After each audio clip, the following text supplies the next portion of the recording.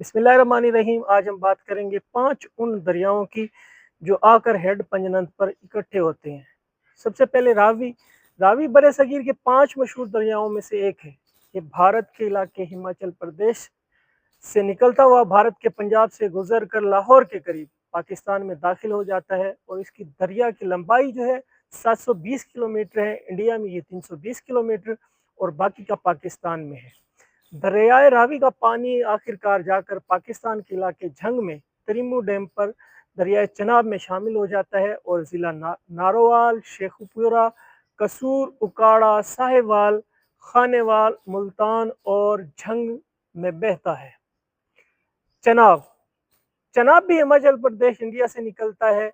ये जम्मू कश्मीर से होता हुआ पाकिस्तान के कई शहरों सियालकोट, गुजरात, मंडी बहाउद्दीन और झंग और मुल्तान से गुजरता हुआ पंजनंद के मकाम पर दरिया सिंध में जा गिरता है।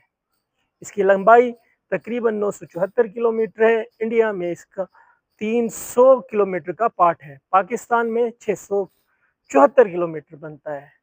तीसरा जो दरिया है वो दरिया सतलज है।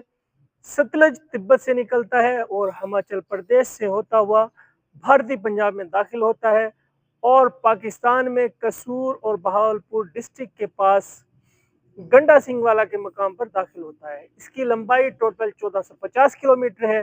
जिला कसूर, उकाड़ा, पाकपतन, बिहाड़ी, बहावलपुर, लोधरा, बहावलनगर, मुजफ्फरगढ़ डिस्ट्रिक्ट में बहता हुआ हेड पंजनंद पर दरियाए सिंध में शामिल हो जाता है।